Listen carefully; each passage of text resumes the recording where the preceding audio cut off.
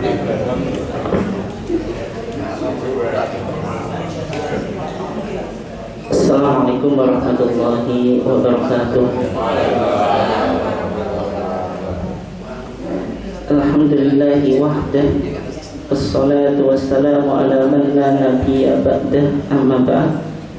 Yang saya hormati seluruh jajaran pimpinan cabang Muhammadiyah Balen, bapak-bapak dan ibu-ibu sekalian, jamaah kekajian Ahad pagi PCM Balen yang dimuliakan Allah. Alhamdulillah, pada kesempatan ini kita masih diizinkan oleh Allah Subhanahu wa taala untuk istiqomah di dalam upaya kita tafaqquh fiddin, mendalami agama, dan juga mentradisikan kajian-kajian di lingkungan warga Muhammadiyah dalam keadaan sehat walafiat. Salawat dan salam semoga tetap terlimpahkan kepada junjungan kita Nabiullah Muhammad SAW, keluarganya, sahabatnya, dan seluruh orang yang mengikuti sunnahnya sampai hari kiamat. Bapak dan ibu sekalian yang dimuliakan Allah, karena kita masih di bulan Syawal, sehingga topik yang kita akan coba kaji yang berkaitan dengan tuntunan puasa tatawwu secara general atau secara umum, dan nanti kita lanjutkan pembahasan secara khusus yang berkaitan dengan beberapa permasalahan puasa Syawal menurut tarjih Muhammadiyah. Bapak dan ibu sekalian yang dimuliakan Allah, ketika kita bicara tentang puasa, sebenarnya di dalam referensi kita, pembahasan tentang puasa itu sudah banyak dibahasnya. Misalnya yang pertama HPT jilid 1 itu ada kitab Siyam, yaitu putusan Medan tahun 1939. Ada kitab Siyam, meskipun di sana belum dibahas tentang shaum tatawwu atau puasa sunnah. Kemudian tahun 1980 di Munas Tarjih ke-21 di Klaten itu juga sudah dibahas shaum tatawwu, puasa sunnah.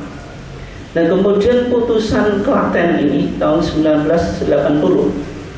Tapi sebenarnya putusan Klaten itu belum dipublish secara resmi oleh pimpinan pusat Muhammadiyah, tapi kita bisa temukan di publikasi HPT jilid 2 yang diterbitkan oleh PDM Malang. Itu ada publikasi pribadi atau untuk kalangan sendiri. Itu menghimpun 3 Munas Musyawarah Nasional, mulai Munas di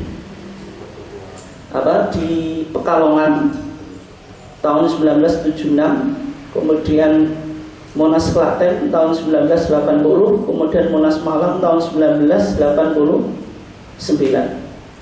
Nah, di Klaten tahun 1980 itu dibahas tentang shaum tatawwu.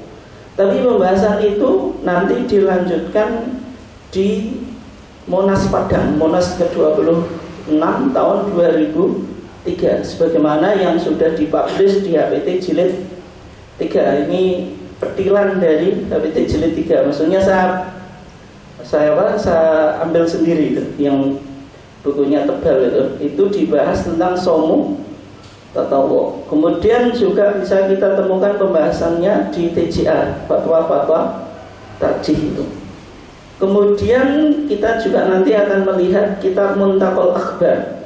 Muntaqal Akhbar itu kitab yang ditulis oleh Ibnu Taimiyah Al-Jaddu, yaitu kakeknya Imam atau Syekhul Islam Ibnu Taimiyah. Buku ini penting karena buku ini berkaitan dengan koleksi hadis-hadis hukum, sebagaimana kita Bulughul Maram. Tapi hadis yang dihimpun itu lebih banyak daripada Bulughul Maram. Makanya kalau kita di tradisi pesantren itu kalau mengkaji hadis-hadis hukum itu pasti dimulai Umdatul Ahkam.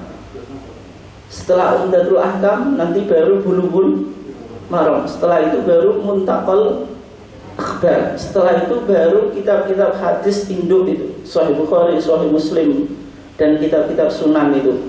Urutannya semacam itu nih. Meskipun dua kitab yaitu Umdatul Ahkam dan Muntaqal Akhbar itu tidak populer di masyarakat Indonesia, tapi secara umum kajian berkaitan dengan hadis-hadis hukum itu jenjangnya semacam itu, mulai Umdatul Ahkam, kemudian Bulughul Maram, baru Muntaqal Akhbar. Menariknya kitab Muntaqal Akhbar ini sering dijadikan referensi di dalam HPT kita. Misalnya HPT jilid 1 itu kalau kita cek bisa dikatakan 75% itu kutipan dari kitab Muntaqal Akhbar. Ya, ini.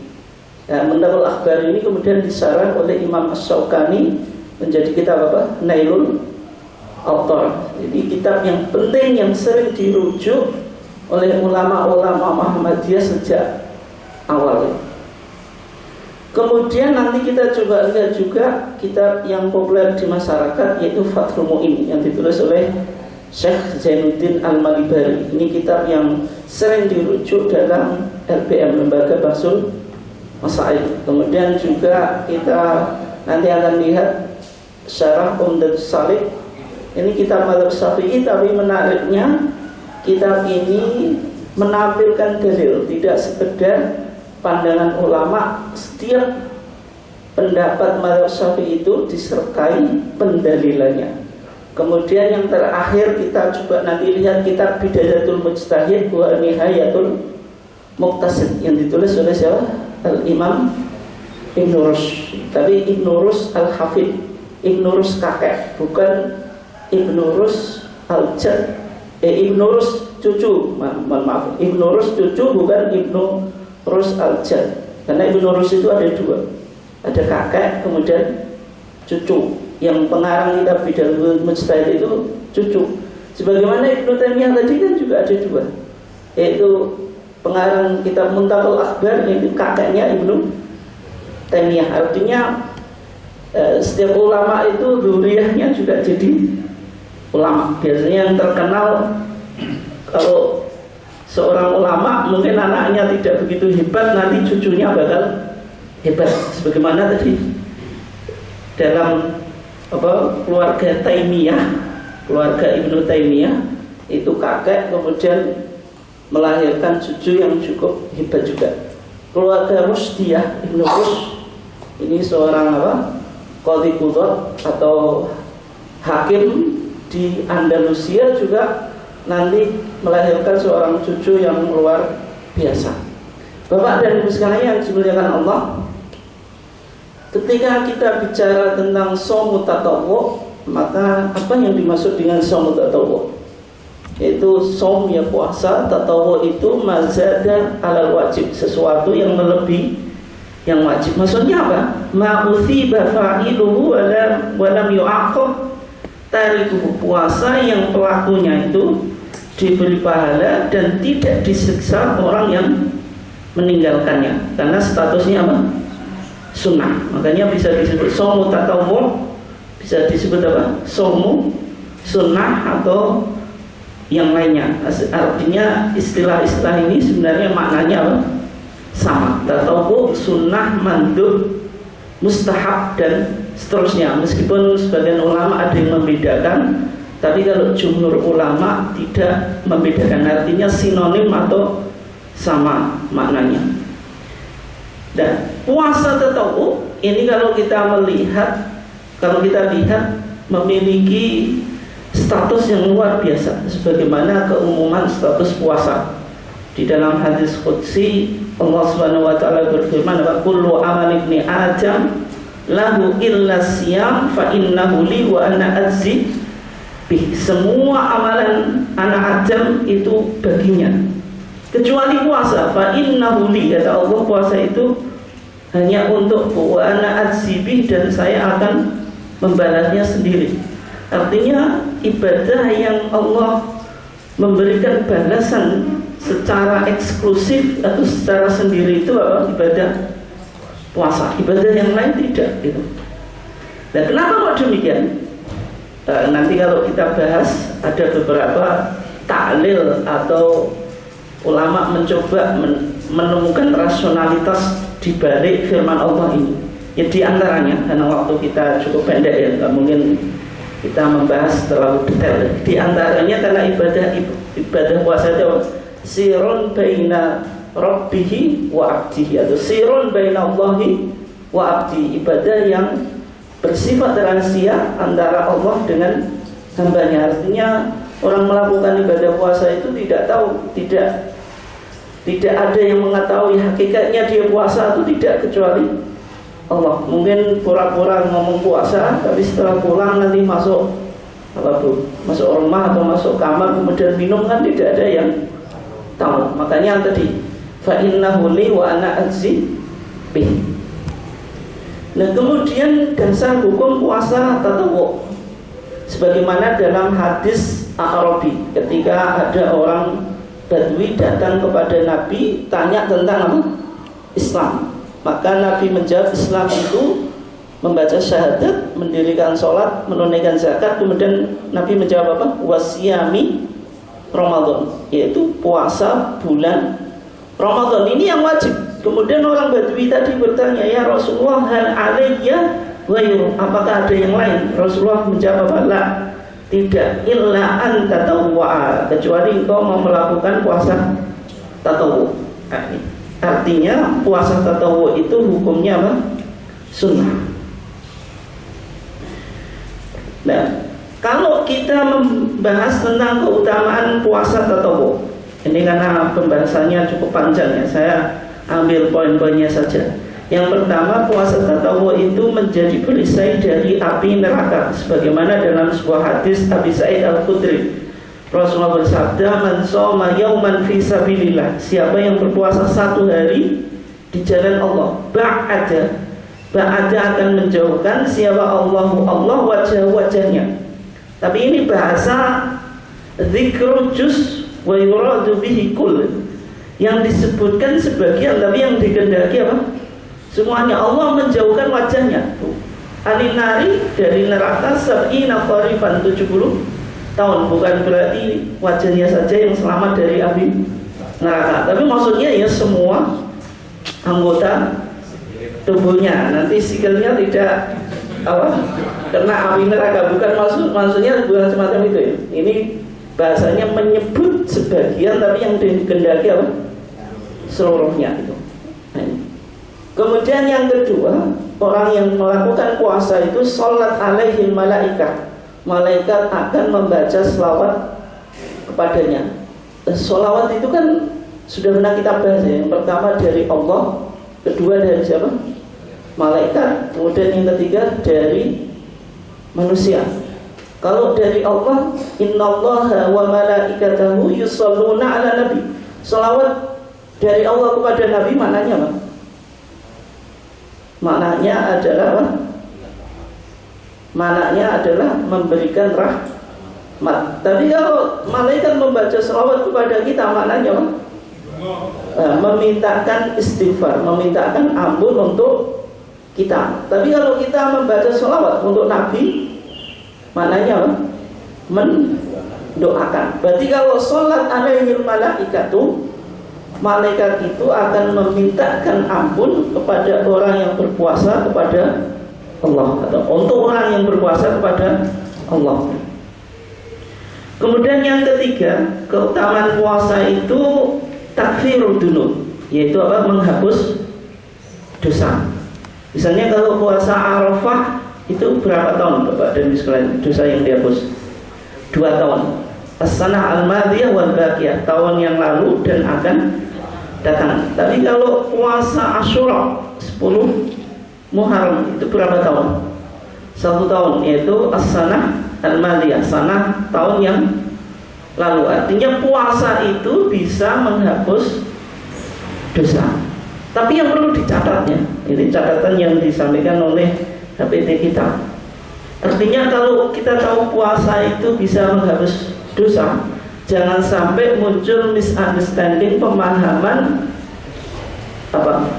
dalam bentuk sikap rojak yang berlebihan atau berharap yang berlebihan atau tasawul memudah-mudahkan dalam beragama. Maksudnya apa? Oh, kalau saya sudah puasa, misalnya tadi puasa Arafah, berarti saya melakukan maksiat, kan dosa saya sudah diampuni. Nah, semacam itu tasahul atau menganggap remeh di dalam melakukan maksiat.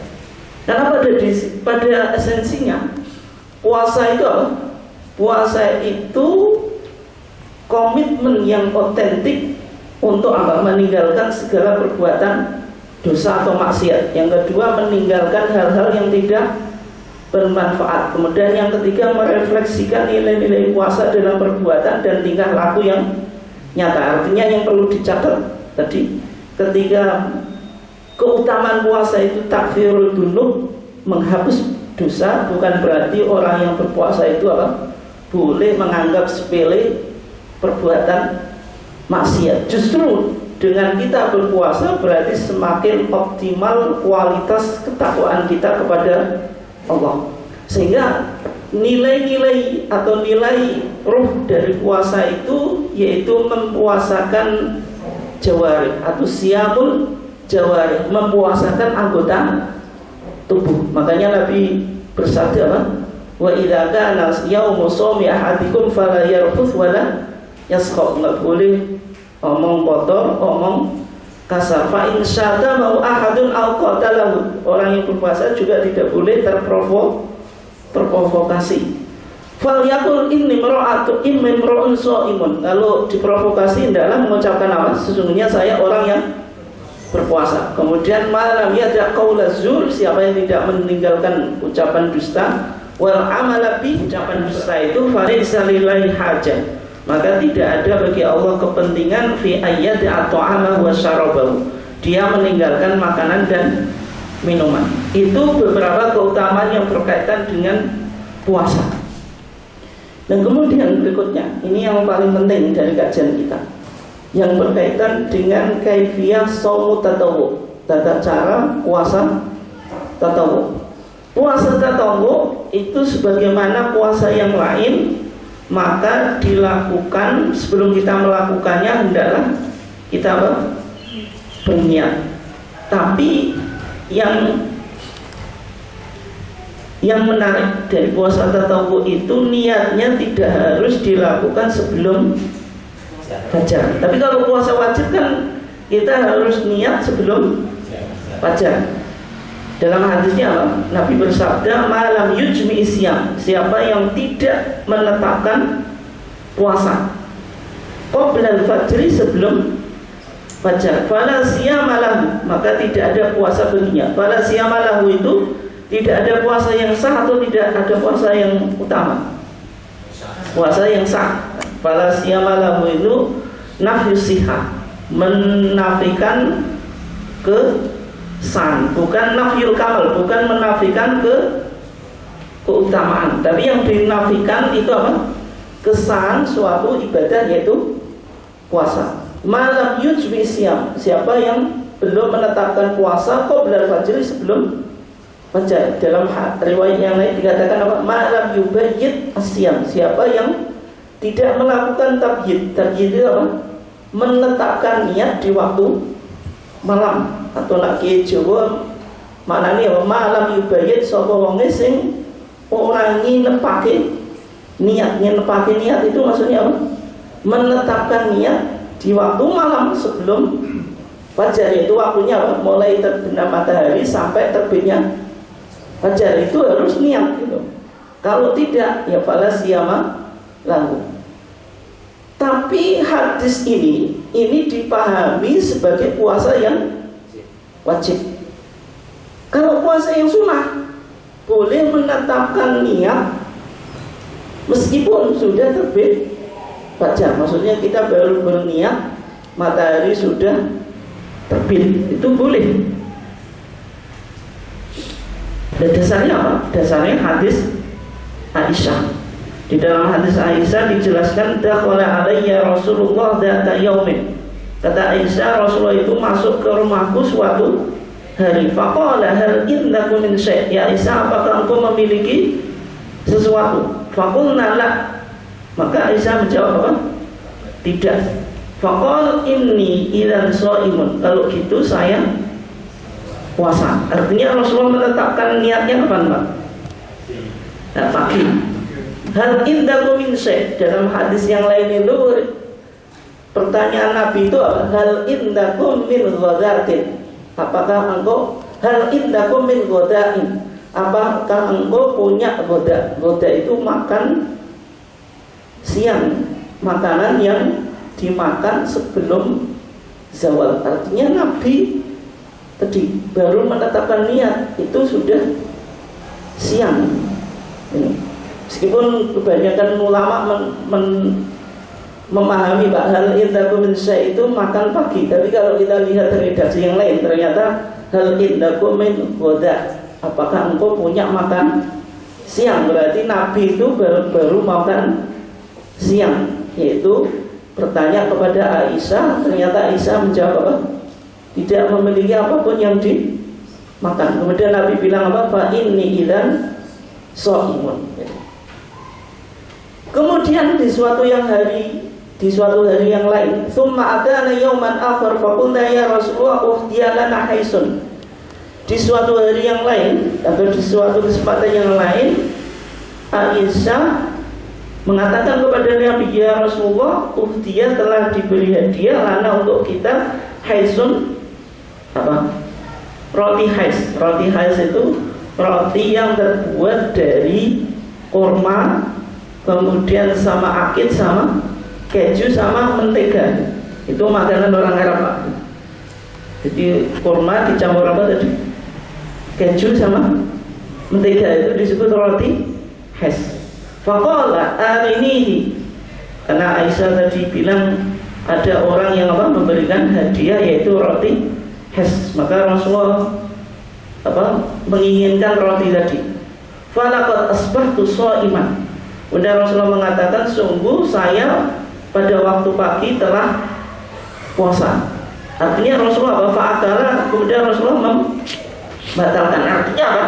Rasulullah paginya puasa karena mendapatkan hadiah roti hais, Rasulullah membatalkan. Jadi kesimpulannya apa, Pak? Ini puasa sunnah itu dapat dibatalkan, Tapi kalau jenengan membatalkan, apakah itu maknanya berarti jenengan apa? Mengutamakan? Kalau kasusnya ini kan ada, kalau bahasa kita ada orang yang weweh, Pak. Ada orang yang weweh. Nah itu wewehnya apa? Menunya enak ya. Jenengan pas puasa kok gak dimakan, kok kemecer, Pak, gitu. Kemudian apa? Tadi kok sudah terlanjur puasa, kemudian jenengan batalkan. Apakah maknanya jenengan bukan mengutamakan makanan daripada ibadah? Itu jawabannya gimana? Kalau kita lihat hadis ini kan artinya Rasulullah juga melakukan semacam itu. Rasulullah tadi apa? Ketika mendapatkan roti hais, Rasulullah membatalkan puasanya. Apakah jenengan berani mengatakan kalau Rasul mengutamakan roti hais daripada puasa? Kan tidak, gitu. Ya, sehingga puasa sunnah itu fleksibel. Intinya ibadah yang sunnah itu lebih fleksibel daripada ibadah yang wajib. Sebagaimana jenengan melakukan sholat. Kalau kita sholat wajib, maka selama kita mampu tidak boleh melakukan sholat wajib dengan duduk. Tapi kalau jenengan puasa atau sholat sunnah, boleh nggak? Sholat sunnah dengan duduk jenengan mampu berdiri, boleh nggak? Boleh. Gitu. Kenapa? Karena an-naflu awsa minal wajib. Sesuatu yang apa? Sunnah itu lebih luas daripada yang wajib. Sesuatu yang sunnah itu pasti pelaksanaannya lebih fleksibel, lebih mudah. Kenapa?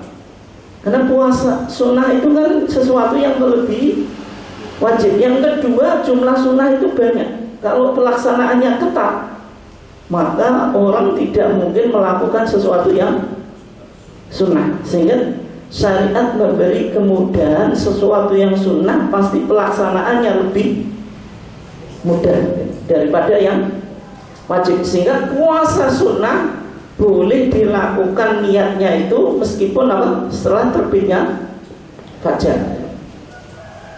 Sehingga kesimpulan kita, hadis Aisyah ini mentaksis atau mengecualikan keumuman hadis Hafsah.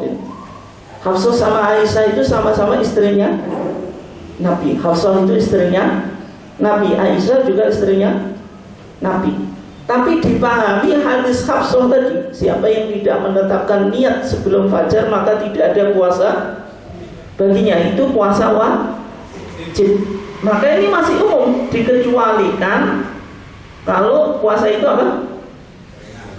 Sunnah, yaitu hadis Aisyah gitu. Kemudian yang kedua yang bisa kita tarik dari hadis Aisyah tadi, orang yang berpuasa sunnah boleh ia berbuka kapan saja ia kehendaki. Artinya fleksibel aja, Pak. Kalau misalnya apalagi dengan punya tamu dari jauh, kemudian jenengan waktu itu apa? Puasa. Kalau tamunya suruh makan sendiri kan gak enak, pasti sungkan. Kemudian jenengan membatalkan apa? Puasanya itu boleh. Tapi kalau puasa apa? Sunnah. Tapi kalau puasa qadha ya nggak boleh, karena puasa qadha itu puasa wajib gitu. Dan ketika puasa sunnah itu dibatalkan, apakah wajib diqadha? Kalau jumhur tidak, kecuali pandangan Imam Malik dan Imam Abu Hanifah. Kalau menurut Imam Malik dan Imam Abu Hanifah, orang yang puasa sunat dia membatalkan tidak karena udzur maka wajib di qadha. Itu pandangan Imam Malik dan Abu Hanifah. Tapi jumhur ulama, ya diantaranya Imam Ahmad, Imam Syafi'i dan ulama-ulama yang lain termasuk di dalam Muhammadiyah, puasa sunat itu apa? Ketika dibatalkan tidak wajib untuk di qadha. Artinya fleksibel gitu. Ya, misalnya dalam Fathul Mu'in dikatakan apa? Man talab basa bisaumi tatawwu'in aw sholati. Siapa yang melakukan puasa tatawwu atau sholat tatawwu, falahu qat'uhuma, maka boleh bagi keduanya untuk membatalkan. La nusuka tatawwu. Tapi kalau ibadah haji atau umrah meskipun sunnah tidak boleh dibatalkan. Wa man talabbasa bi qadha'i wajibin, siapa yang melakukan qadha wajib, maksudnya qadha puasa wajib, haram qad'uhu, haram untuk dibatalkan. Kemudian berikutnya Pak, ini yang paling penting ya, di dalam tuntunan puasa tatawwu dalam HPT kita. Tadi kalau kita urutkan ya, yang pertama kaifiyah shaum tatawwu itu yang pertama apa? Niat. Kemudian niat tadi apa? Boleh dilakukan meskipun sudah terbit fajar. Kemudian yang ketiga apa? Puasa tatawwu itu boleh dibatalkan sewaktu waktu dan tidak wajib untuk diqadha. Kemudian yang keempat, ini hendaklah pasutri, pasangan suami istri bermusyawarah ketika di rumah. Maksudnya tidak bepergian. Maksudnya apa? Maksudnya suami istri ketika salah satu mau melakukan puasa hendaklah bermusyawarah. Bermusyawarah atau minta izin. Kalau pasutri berarti suami istri. Yang laki-laki mau puasa izin istri, yang istri mau puasa izin suami. Tapi kalau kita pikir klasik Pak, semuanya bilang yang wajib izin itu siapa?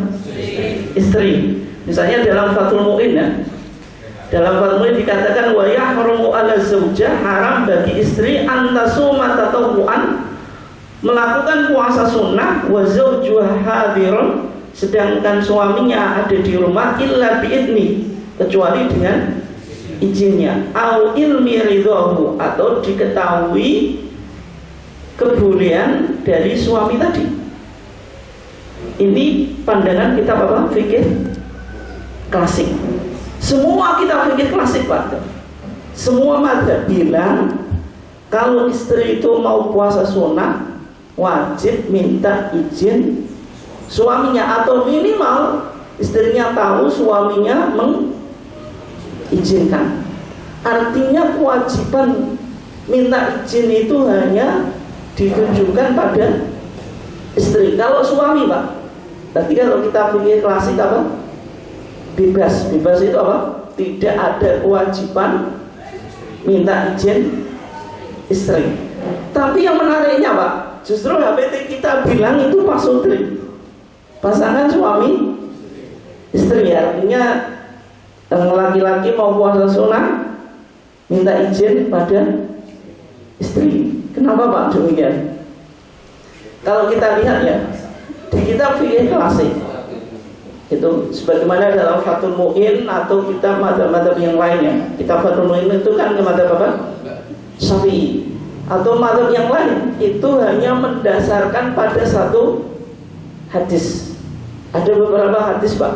Ada hadis Abu Hurairah, itu kalau yang disebutkan di Bulughul Maram, di HPT kita itu disebutkan hadis Sofwan ibn al-Mu'attal. Sofwan ibn Mu'attal, Pak, itu kan orang yang baru menikah, masih muda baru menikah. Istrinya itu sangat soleh, Pak, sangat solehah ya. Sering melakukan apa? Puasa. Kalau istrinya itu melakukan puasa sama Sofwan ibn Mu'attal itu dipaksa untuk muka. Suami istrinya nggak terima, konsultasi kepada Rasulullah, ya Rasulullah, saya punya suami Sofwan ibn Mu'attal, kalau saya puasa itu dipaksa untuk muka. Maka Rasulullah ketika itu mengatakan apa? La tasumum ra'atun illa bi'idni zawjiyah. Janganlah seseorang itu puasa kecuali dengan izin suaminya. Ketika Sofyan ditanya oleh Rasulullah, ya Sofyan, kenapa engkau apa? Menyuruh istrimu untuk muka atau untuk berbuka pada saat apa? Berpuasa. Jawabannya Sofwan ibn Mu'attal, ya Rasulullah, inni rajulun syabun atau inni syabun, ya Rasulullah, saya seorang yang masih muda, fal asbir, maka saya tidak bisa apa? Menahan nafsu itu. Kemudian Rasulullah ketika itu malah marah dan mengatakan apa? La tasum imra'atun illa bi'idni zawjiyah. Wanita itu tidak boleh berpuasa kecuali dengan izin suaminya. Kenapa kok demikian? Karena memenuhi hak kebutuhan biologis itu hukumnya apa, Pak? Wajib. Padahal ibadah yang dilakukan ibadah wajib atau sunnah?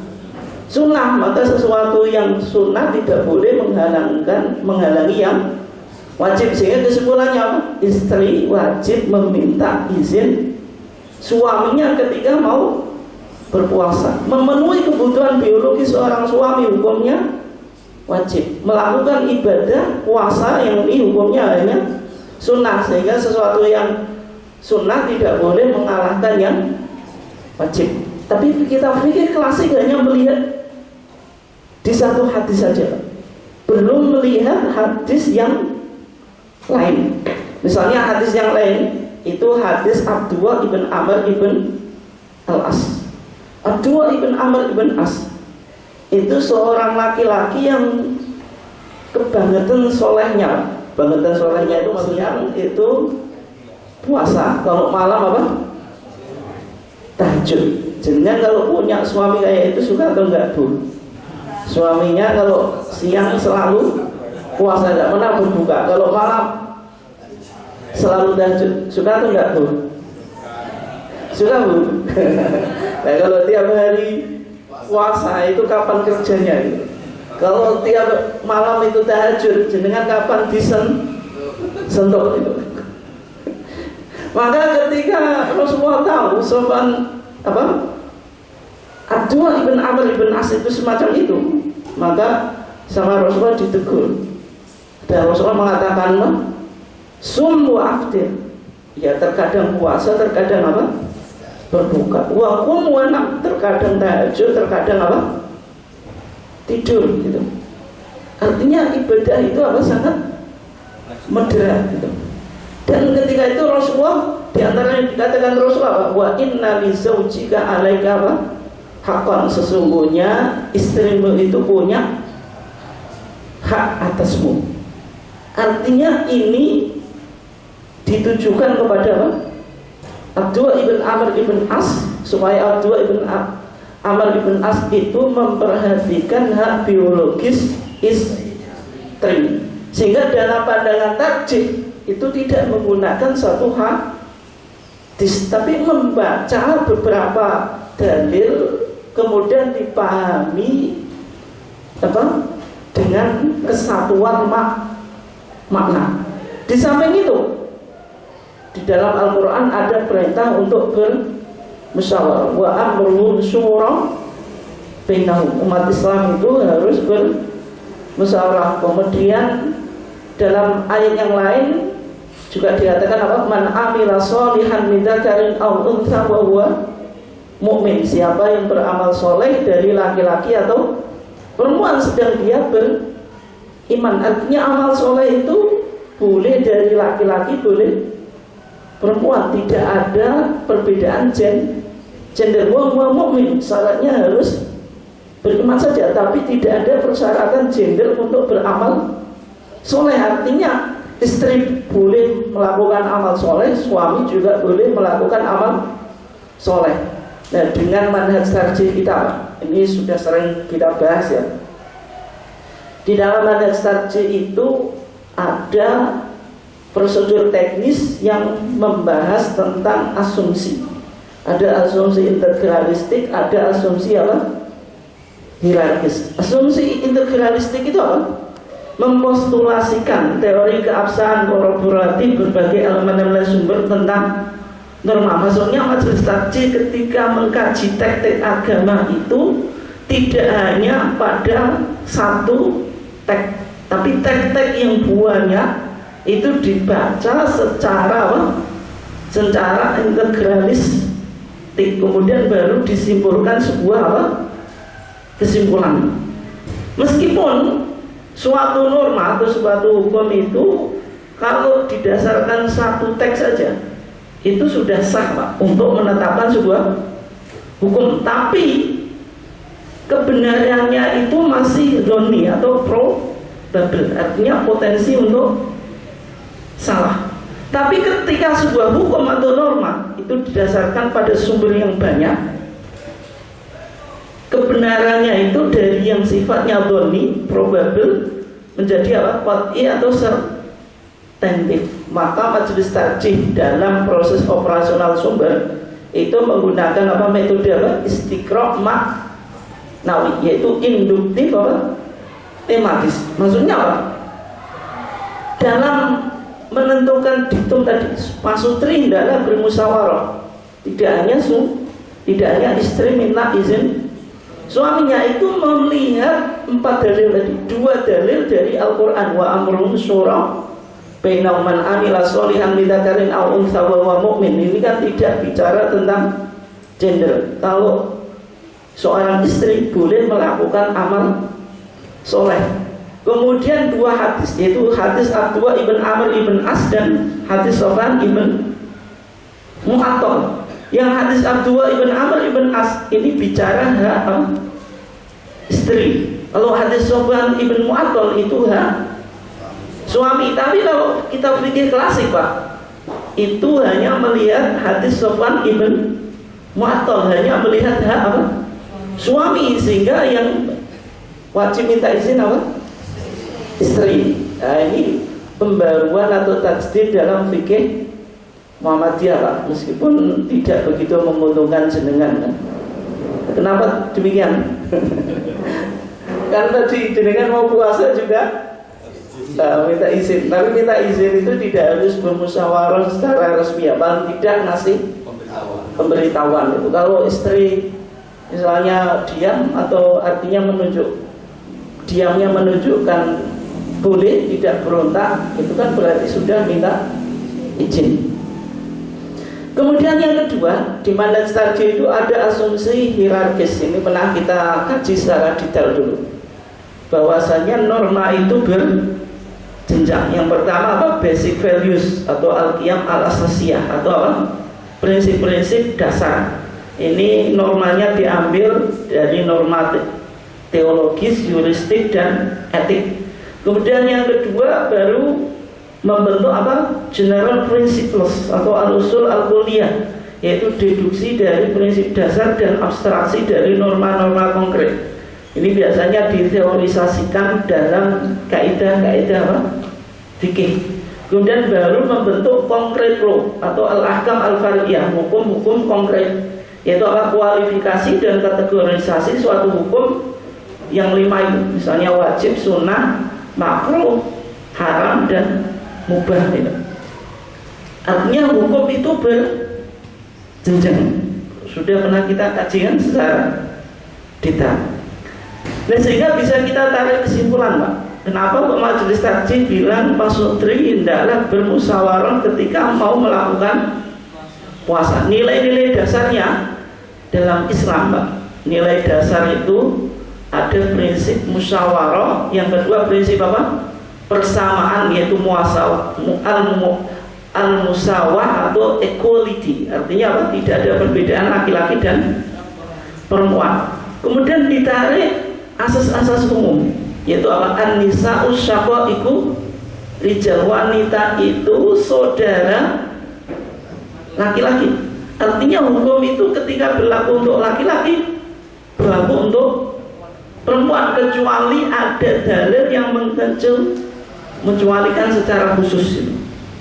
Baru diambil peraturan konkret, yaitu apa? Pasutri bermusyawarah, tidak hanya istri yang meminta izin pada suami. Itu cara istinbat yang dilakukan oleh Majelis Tarjih tadi, yaitu dengan 2 asumsi tadi, yaitu asumsi integralistik. Membaca teks itu tidak hanya satu hadis ditarik sebuah hukum, tapi melihat banyak hadis dan banyak dalil, kemudian dipahami dengan tadi induktif tematis atau istiqra' maknawi. Yang kedua menggunakan tadi teori jenjang norma, bahwasanya norma itu tidak langsung terbentuk sebuah hukum, tapi ada norma yang memayunginya, mulai dari apa tadi? Nilai-nilai dasar, kemudian asas-asas umum, baru muncul sebuah hukum yang konkret, yaitu kategorisasi sebuah hukum. Bisa dipahami ya? Kan sudah sering kita kaji, ini sudah saya belancang, maksudnya sudah saya cepatkan karena kan sudah pernah kita kaji secara detail. Kemudian berikutnya, puasa-puasa sunnah itu jumlahnya banyak ya. Ada yang sifatnya itu usbu'i, yaitu mingguan. Misalnya puasa Daud, kemudian puasa apa? Senin Kemis. Itu kan sifatnya mingguan. Bisa juga sifatnya itu syahriyan, tiap bulan. Itu puasa Ayyamul Bid, tanggal 13, 14, 15. Kemudian ada yang sifatnya itu tahunan. Bisa puasa Tasu'a, puasa apa? Asyura, 6 hari dari bulan Syawal, kemudian puasa Arafah maupun yang lainnya, itu sifatnya apa? Tahunan. Yang menjadi pembahasan kita, karena kita masih di bulan Syawal, yaitu tentang puasa Syawal. Puasa Syawal itu puasa yang dilakukan di bulan Syawal. Kemudian jumlah hari puasanya yaitu 6 hari. Hukumnya apa? Kalau di APT kita itu termasuk puasa sunnah sebagaimana pandangan jumhur ulama. Tapi menariknya Pak, Imam Malik itu justru menganggap makruh puasa Syawal. Makruh itu apa? Sesuatu yang lebih baik tinggalkan. Berarti kalau jenengan lebih baik meninggalkan puasa Syawal. Kalau meninggalkan puasa Syawal dapat pahala. Meskipun kalau melakukannya tidak berdosa, tapi pena yang meninggalkan. Itu pandangan Imam Malik. Perlu diaplikasikan ya. Ini termasuk kita aplikasikan ya. Tapi kita lihat sejauh mana nanti kesimpulan Imam Malik itu. Misalnya kalau kita lihat di kitab Bidayatul Mujtahid yang ditulis oleh Al-Imam Ibnu Rushd, itu mazhabnya apa? Malikiyah, mazhabnya Maliki. Tapi justru beliau tadi tidak sepakat terhadap mazhab Maliki. Di sana dikatakan wa amma sittu min Syawal, adapun puasa 6 hari daripada bulan Syawal, fa inna tsabata anna Rasulullah sallallahu alaihi wasallam, sesungguhnya puasa Syawal itu ada dasarnya dari Nabi. Karena Nabi bersabda apa? Man shoma ramadhana tsumma atba'ahu sittan min Syawal kana kasiyami, dari siapa yang berpuasa Ramadan kemudian diikuti 6 hari daripada bulan Syawal, seakan-akan ia puasa 1 tahun. Imam Ibnu Rushd bilang hadisnya sabit, hadisnya valid dari Rasulullah.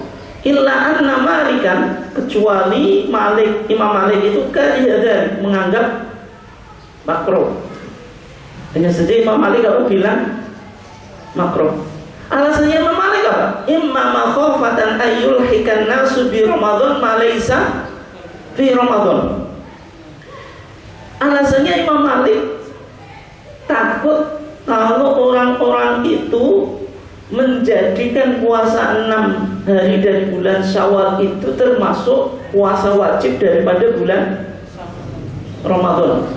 Jadi orang awam Pak atau Bu, kalau semua umat Islam ini kalau Syawalan yang semuanya puasa, itu orang awam akan beranggapan apa?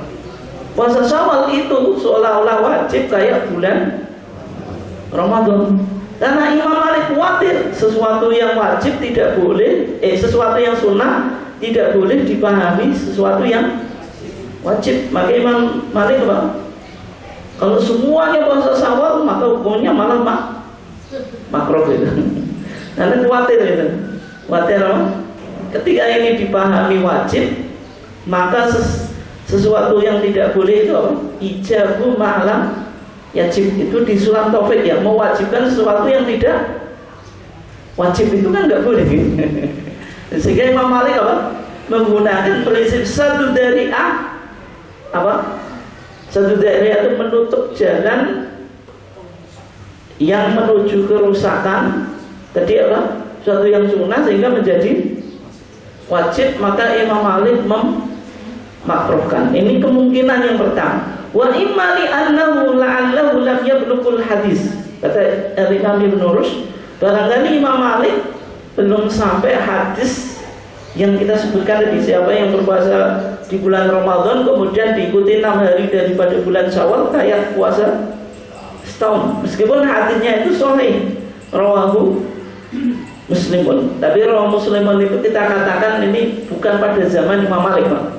Karena Imam Malik itu lebih senior daripada Imam Muslim. Imam Malik itu gurunya Imam Syafi'i. Imam Syafi'i itu gurunya Imam Bukhari. Imam Bukhari itu gurunya Imam Muslim.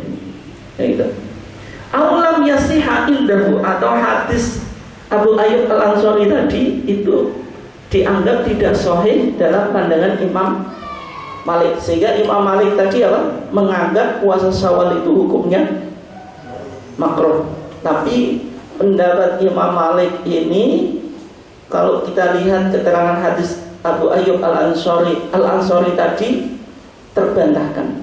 Dan Imam Ibnu Rushd sendiri yang mazhabnya Maliki, dia justru menampilkan hadis Abu Ayyub Al-Ansari. Sehingga ulama-ulama Malikiyah Pak yang sekarang itu juga mengkritik pendapat Imam Malik itu. Dianggap pendapat Imam Malik itu karena tadi dengan beberapa kemungkinan, bisa jadi Imam Malik karena takut orang awam menjadikan puasa Syawal itu wajib. Yang kedua, barangkali hadis Abu Ayyub Al-Ansari itu tidak sampai pada Imam Malik, atau hadis itu sampai pada Imam Malik tapi dalam kriteria penyeleksian atau verifikasi hadis dalam pandangan Imam Malik belum dianggap sahih atau valid, sehingga yang menjadi kesimpulan kita puasa Syawal ya tetap hukumnya sunnah sebagaimana pandangan jumhur ulama. Dan di dalam permasalahan puasa Syawal ini ada beberapa hal yang perlu untuk kita coba dalami ya. Apakah puasa Syawal itu wajib dilakukan secara mutatabi'atan, berurutan atau tidak? Atau boleh mutafariqatan atau terpisah-pisah gitu. Kalau kita lihat di dalam hadisnya, hadis Abu Ayyub Al-Ansari, di sana dikatakan apa? Man shoma Ramadan, siapa yang berpuasa bulan Ramadan, thumma atba'ahu, thumma kemudian ia mengikutinya sitan min Syawal, 6 hari daripada bulan Syawal, karena kasiyami dahri, sebagaimana puasa 1 tahun.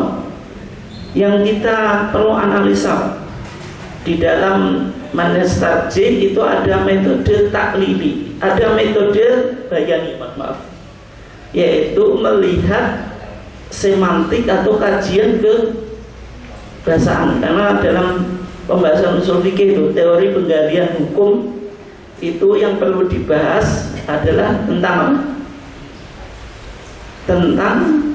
bahasa. Bahasa itu penting, menyimpulkan sebuah hukum, sehingga kalau orang belum bisa bahasa Arab itu tidak mungkin menjadi ulama. Kalau dai boleh ya, karena dai itu siapa saja ya.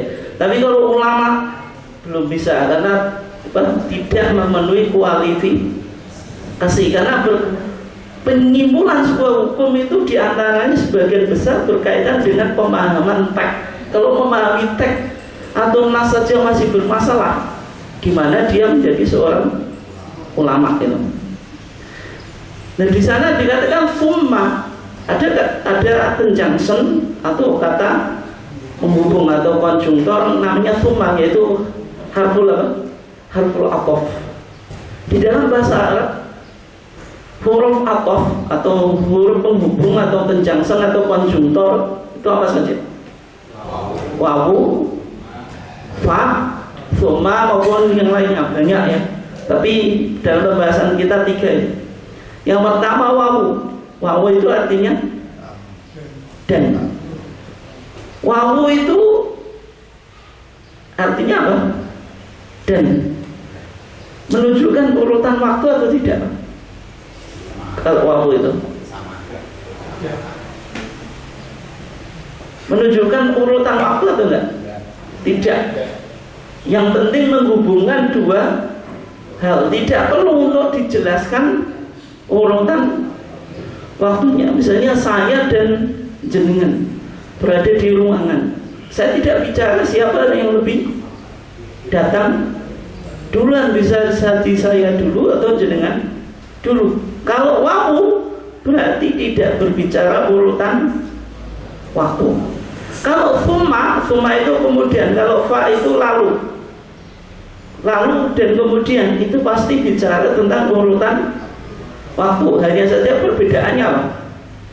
Kalau fa lalu itu menunjukkan urutannya langsung. Kalau summa itu ada jedanya, dan jedanya tidak terbatas. Sehingga dipahami tadi Pak, man shoma ramadhana thumma atba'ahu sitan min Syawal, di sana pakai thumma, berarti ada jeda yang tidak terbatas. Tidak harus puasa Syawal itu berurut-urutan atau dikerjakan langsung setelah hari raya Idul Fitri. Karena dalam hadis yang lain Pak, hadis Ibnu Majah ya, man shoma ramadhana wa sittata ayyam ba'dal fitri, setelah Idul Fitri. Setelah Idul Fitri itu kan tanggal 2 Syawal kan? Sehingga dipahami oleh majelis tarjih dan pakai thumma, tidak pakai fa. Berarti puasa Syawal itu tidak harus apa? Berurut-urutan, dan juga tidak harus dilakukan setelah apa? Idul Fitri itu. Kemudian berikutnya, kalau jenengan punya hutang puasa, nah, biasanya ibu itu, kalau wanita masih subur itu pasti puasanya bolong gitu. Kalau masih haid kan pasti apa? Bolong gitu. Ketika punya hutang puasa, itu bolehkah Syawalan dulu atau qadha dulu? Syawal. Nyanda. Syawal dulu. Kalau bapaknya qadha dulu, kalau ibunya Syawal dulu. Kenapa bukan Syawal dulu?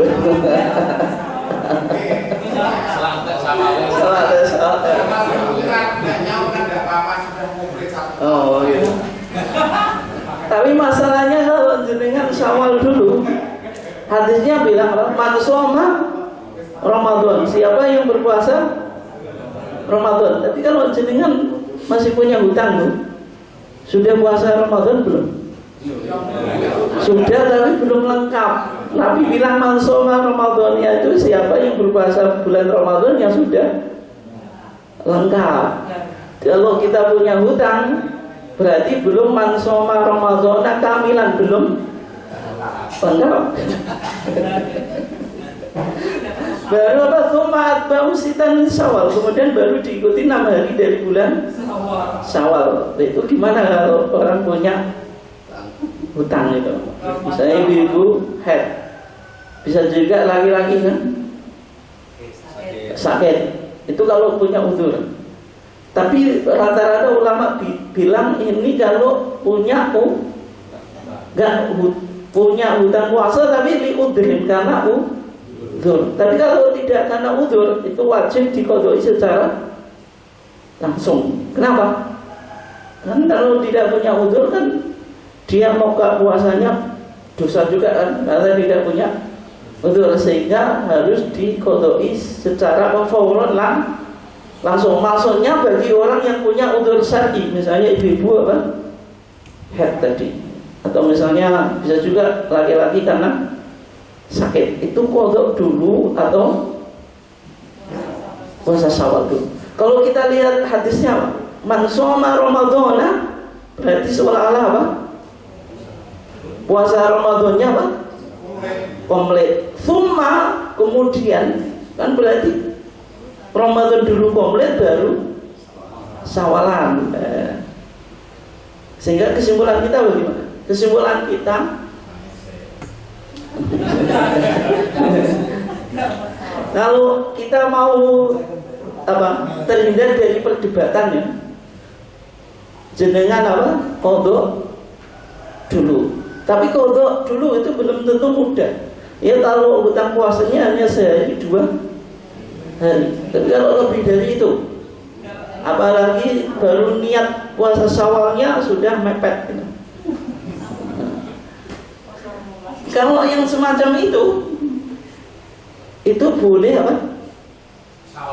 Syawalan dulu. Tapi kalau jenengan mau ingin tidak ada perselisihan di kalangan para ulama, qadha dulu. Tapi kalau memungkinkan, karena kalau Syawalan dulu sebagian ulama memahami boleh, sebagian yang lain ya boleh, hanya saja nggak dapat keutamaan kayak puasa 1 tahun. Kenapa?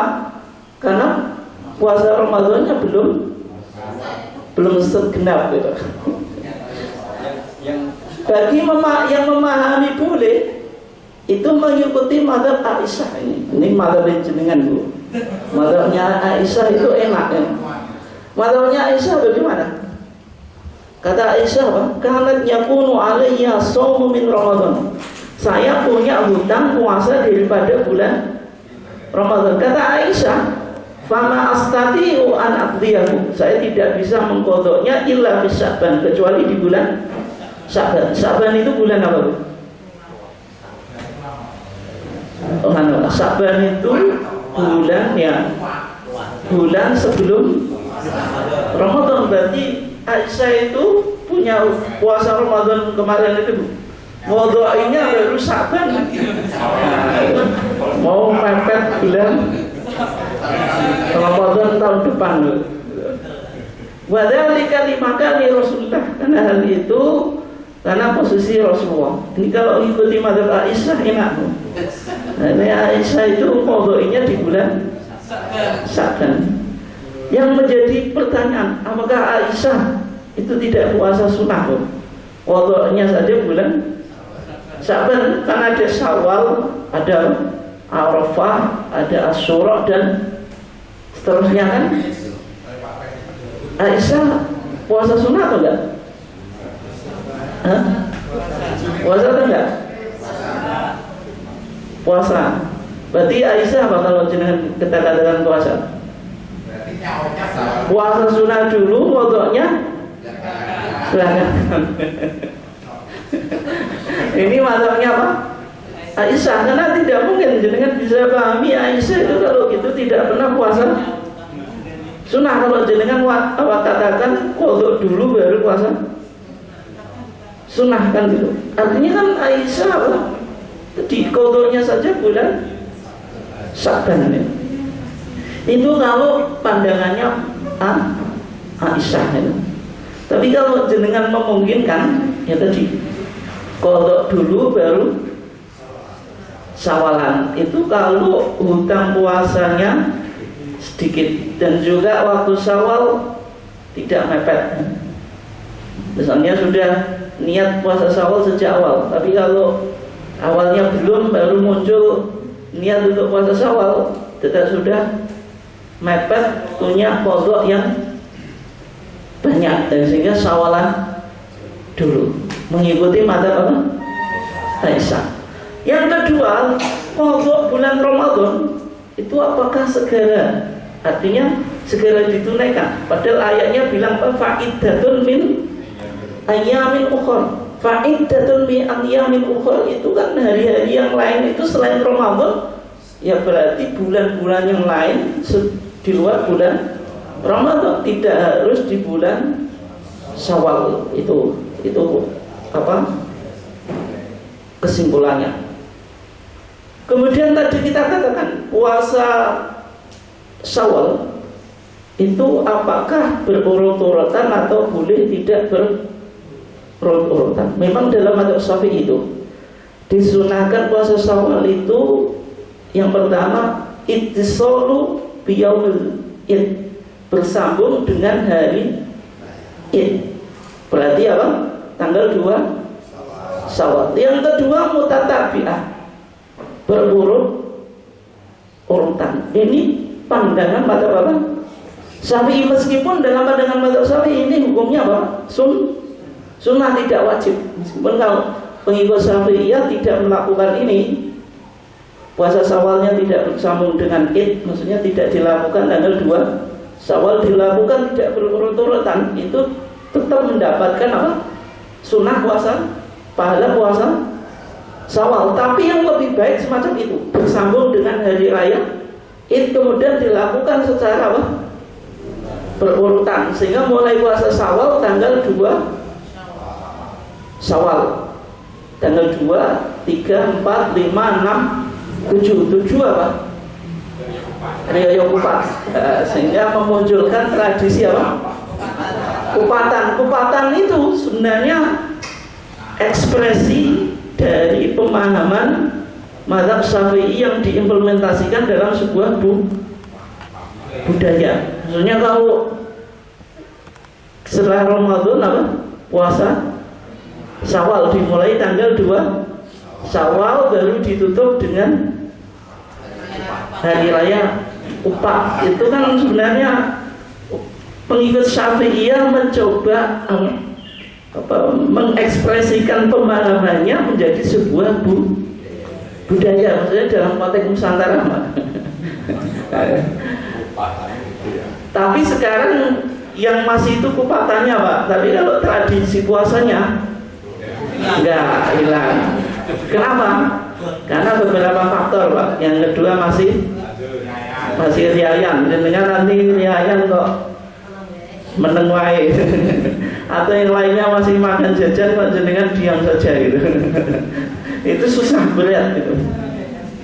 Sehingga pengikut Syafi'iyah sekarang juga tidak mengikuti rumusan mazhabnya.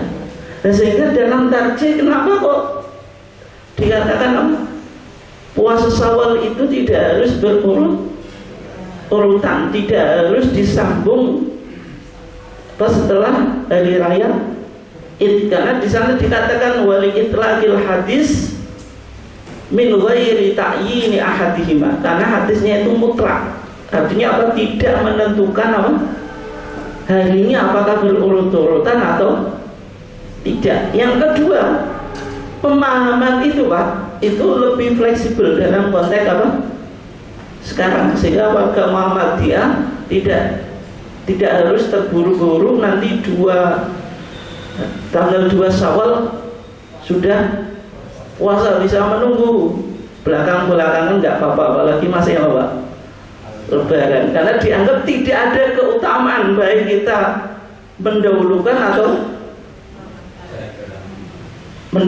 maksudnya disambung setelah hari raya berurut-urutan atau terpisah-pisah, itu tidak ada penjelasan dalam hadisnya. Sehingga ini prinsip apa taisir. Kemudian yang penting melakukan puasa Syawal, tidak harus tadi tergesa-gesa. Sehingga kalau kita mengikuti pandangan mazhab Syafi'i itu implementasinya susah Pak.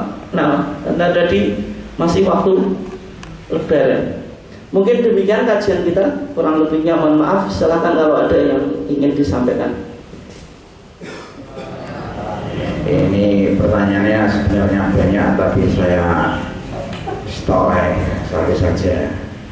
Ini tentang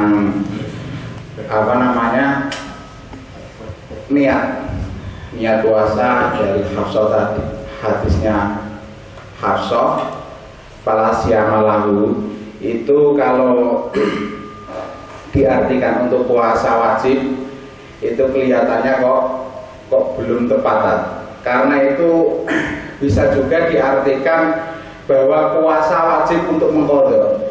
Karena kita tahu ketika puasa wajib, semua orang itu ketika malam itu sudah malam Ramadan mesti wis niat bulan Ramadan, pasti siangnya puasanya puasa Ramadan, entah dia niat atau tidak. Tetapi kalau itu untuk puasa di luar bulan Ramadan, untuk ibu-ibu yang mengqadai ibadah yang bolong-bolong ibadah puasa tadi, itu kan perlu dia harus berniat dulu supaya puasa saya ini jadi puasa Syawal ataukah puasa sunat yang lain, ataukah memang saya harus mengqadha puasa yang sudah bolong karena halangan tadi. Yang mana? Terus yang kedua adalah tentang pasutri tadi kan. Pasutri tadi ini kelihatannya yang diambil majelis tarjih ini menyelisih daripada kitab-kitab fikih klasik. Ini dasarnya wa'in li zaujika haqqon wa inna li zaujika haqqon. Ya. Dan yang kedua adalah la tasumu imra'atu illa bi'izni zaujiha. Nah, ini kalau untuk laki-laki li zaujika haqqon, untuk istrimu itu ada hak. Itu kan kelihatannya kitab hadis itu hanya ditujukan kepada Ibnu Umar saja itu ya. Abdullah Ibnu Umar saja. Kan Ibnu Amr. Oh, saya musnya gede deh soalnya. Lah itu kelihatannya kok cuma satu hadis saja itu untuk mewakili dan padahal yang ditegur oleh Nabi itu hanya Umar Ibnu Amr ya. Siapa tadi? Abdullah Ibnu Amr tadi. Kan kita kan bukan Umar kan gitu. Semua orang laki-laki di sini kan bukan Umar. Itu aja. Terima kasih. Wassalamualaikum warahmatullahi wabarakatuh. Assalamualaikum. Ya. Yang pertama tentang niat ya. Niat dalam puasa itu ada 4 mazhab. Yang pertama mazhab Maliki. Mazhab apa? Maliki. Kalau mazhab Maliki itu niat itu wajib sebelum fajar, baik untuk puasa wajib maupun puasa sunnah. Mazhab Maliki menggunakan keumuman hadis Hafsah. Hadis apa? Hafsah. Nabi mengatakan malam yujmi isyama qabla al-fajr fala siyamalah. Siapa yang tidak menetapkan niat sebelum fajar, tidak menetapkan puasa sebelum fajar, puasa ini ya puasa wajib dan puasa sunnah, fala siyamalahu, tidak ada puasa baginya. Itu menurut mazhab Maliki. Jadi kalau mazhab Maliki, baik puasa wajib maupun puasa sunnah itu niatnya harus dilakukan sebelum fajar. Tapi mazhab Maliki punya pendapat yang longgar. Dalam arti apa? Niat puasa Ramadan itu boleh cukup di awal Ramadan. Misalnya saya niat puasa 1 bulan Ramadan secara penuh, menurut Imam Malik itu sudah sah. Kalau menurut mazhab Syafi'i repot Pak, karena setiap hari, makanya nawaitu soma godin itu dibaca tiap hari, karena dianggap puasa itu tiap harinya ibadah yang tersendiri. Meskipun jumlahnya 29 atau 30, tapi kan ibadah sendiri tidak bisa dipaketkan gitu. Itu kalau pandangan mazhab Syafi'i. Tapi kalau kita di Muhammadiyah, pokoknya niat itu fleksibel Mas. Pokoknya kalau hati sudah ada kerantet, ada kehendak, itu sudah selesai di Muhammadiyah gitu ya. Meskipun para ulama sibuk bicara tentang niat gitu. Kemudian kalau mazhab Syafi'i dan Hambali itu dibedakan. Kalau puasa wajib niatnya harus dilakukan sebelum fajar berdasarkan hadis Hafsah. Kalau puasa sunnah boleh dilakukan setelah terbitnya fajar. Meskipun tadi Nabi baru mau makan siang baru menetapkan apa? Niat, yaitu hadis Islam. Dipahami hadis Hafsah ini umum, maka ma min umumin illa waqad khussisa. Tidak ada redaksi yang umum kecuali bisa dikecualikan. Omongan kita Pak, itu pasti masih umum. Masih umum. Tidak ada kita bicara spesifik, itu tidak ada. Pasti masih bisa dikecualikan, ditaksis itu. Sehingga hadis Hafsah itu dikecualikan hadis Aisyah. Dipahami hadis Hafsah untuk puasa wajib. Sehingga kalau puasa wajib niatnya harus ditetapkan di waktu malam sebelum fajar. Tapi kalau puasa sunnah memakai hadis Aisyah, mengecualikan Nabi pernah baru niat puasa ketika mau makan siang, menunjukkan kalau puasa sunnah niatnya boleh sebelum fajar. Tapi kalau mazhab Abu Hanifah itu kayak yang masih ada dikatakan tadi, yang wajib menetapkan sebelum fajar itu kalau wajib tapi bukan puasa Ramadan. Biasanya puasa qadha. Puasa qadha itu meskipun qadha yang Ramadan. Atau misalnya puasa nadar, puasa kafarah, ini kan wajib juga kan. Tapi selain puasa Ramadan itu yang harus ditetapkan niatnya sebelum fajar. Karena bagi Imam Abu Hanifah kalau puasa Ramadan itu meskipun setelah fajar nggak apa-apa. Kenapa? Karena ini bulannya bulan Ramadan, baik dengan kehendak atau tidak, itu di hatinya ya tetap sebagai orang Muslim, ya ayyuhalladzina amanu, ya tetap niatnya puasa. Nggak ada umat orang Islam yang di bulan Ramadan niatnya berbuka, itu nggak ada dalam pandangan Imam Abu Hanifah. Sehingga niat puasa sebelum fajar itu baru wajib untuk puasa yang wajib, tapi selain puasa bulan Ramadan. Biasanya puasa nazar, puasa kafarah gitu. Itu bagi Imam Abu Hanifah gitu. Nah, kalau tarjih itu sama dengan mazhab Syafi'i dan Hambali.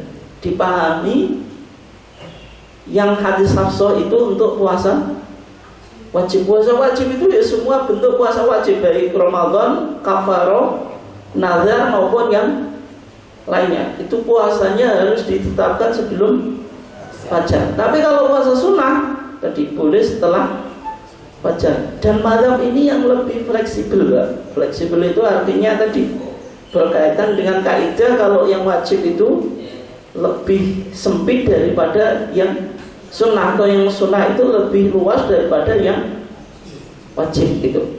Itu ya kesimpulan tarjih.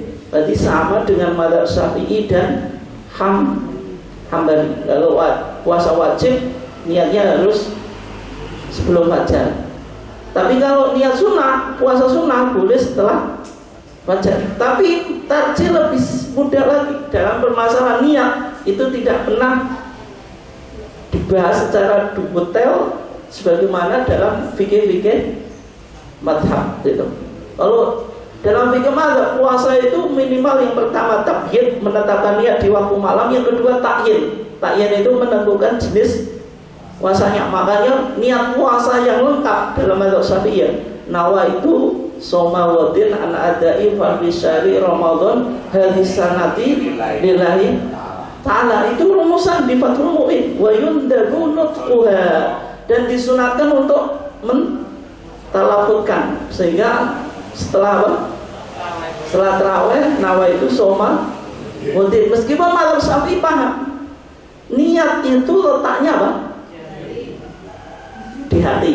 Ya betul. Maksudnya niat itu diucapkan kapan waktunya?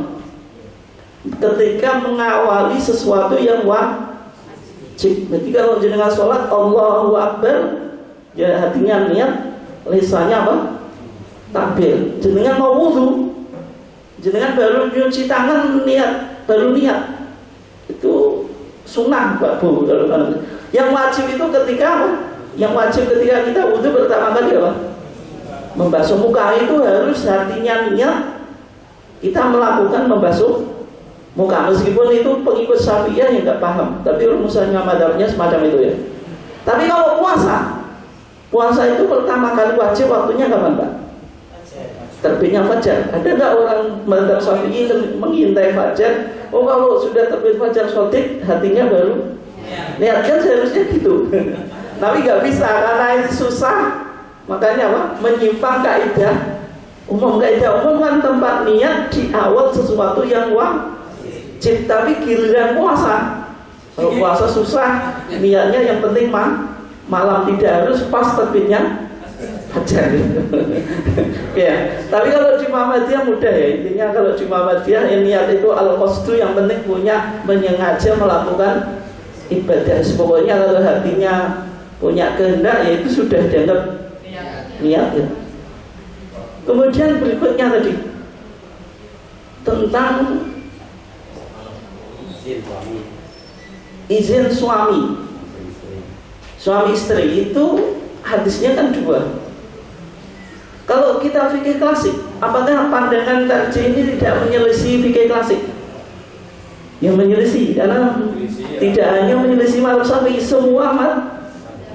Nanti jenengan cek di semua kita fikih mazhab bilang kalau istri wajib minta izin pada suami. Hanya pakai satu hadis, yaitu hadis Sofwan ibn Mu'attal. Ketika Sofwan ibn Mu'attal tadi istrinya suka puasa, disuruh apa? Muka, disuruh apa? Membatalkan. Ketika istrinya konsultasi kepada Rasulullah mengklarifikasi, ya Sofwan ibn Mu'attal, apakah yang diceritakan istrimu betul? Sofwan ibn Mu'attal ternyata memberikan jawaban, ya Rasulullah, ana syabun, saya masih muda, fala asbir, saya tidak sabar kalau istri saya tiap hari puasa tidak minta izin saya. Itu kan tadi hak kebutuhan biologis suami halangi. Maka ketika itu Rasulullah mengatakan apa? La tasum imra'atun illa bi'idni zawjiha. Janganlah seorang wanita itu berpuasa kecuali dengan izin suaminya. Hadis Sofwan ibn Mu'attal ini berarti bicara suami istri yang ditujukan untuk hak suami yang harus dipenuhi oleh istrinya, ya. Tapi ada hadis yang lain, yaitu Abdullah ibn Amr ibn Al-As. Amr ibn As itu kalau jenengan bingung tadi, ini Umar atau Amr ibn As itu nama lengkapnya kan Abdullah ibn Amr ibn As. Amr ibn As ini yang menaklukkan negeri Mesir. Makanya di Mesir itu ada Masjid Amr ibn As, itu masjid tertua di Mesir sebelum Masjid Al-Azhar. Amr ibn As ini yang mau selesai. Ini kan tadi dikatakan kalau laki-laki yang cukup soleh kalau siang puasa, kalau malam tahajud. Tapi sama Rasulullah ditegur, nggak usah kau lakukan itu kalau siang yang kadang puasa, kadang berbuka. Kemudian apa?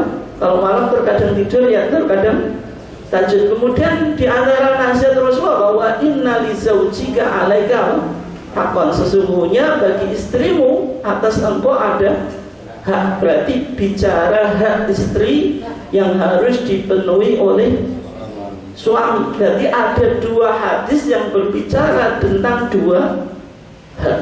Karena tadi Muhammadiyah menggunakan tadi asumsi integralistik dan asumsi apa? Hierarkis. Ada asumsi hierarkis norma itu ada bersamaan, laki-laki dan perempuan kan memiliki kesamaan dalam konteks beribadah, sehingga diambil kesimpulan tadi pasutri hendaklah meminta izin atau bermusyawarah. Meskipun kata bermusyawarah itu jangan dipahami terlalu formal, ya. Intinya ya cukup ya diketahui lah gitu. Nggak usah mau puasa istrinya diajak rapat atau sidang, itu jadi repot gitu. Moderator juga kadang cekcok juga Pak, bukan semacam itu ya. Oke, kurang lebihnya mohon maaf karena sudah jam 8 ya. Kita tutup kajian kita dengan bacaan alhamdulillah. Wassalamualaikum warahmatullahi wabarakatuh.